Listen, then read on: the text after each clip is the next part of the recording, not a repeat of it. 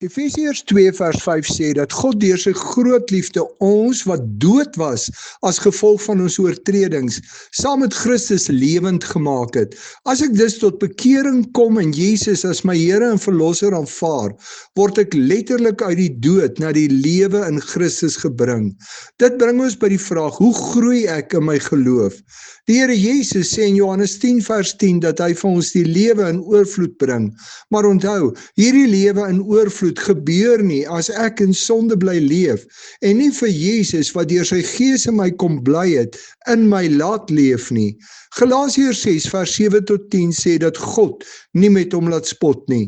Wat jy saai, gaan jy oes. As jy die pad van sonde bly loop, gaan jy die gevolge dra.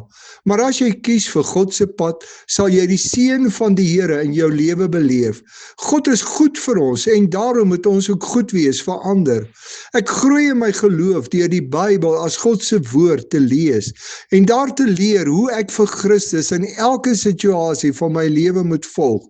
Ek groei in my geloof as ek net doen wat Jesus in sy woord van my vra, want ek saai dan in God se koninkryk deur Christus se voorbeeld te volg.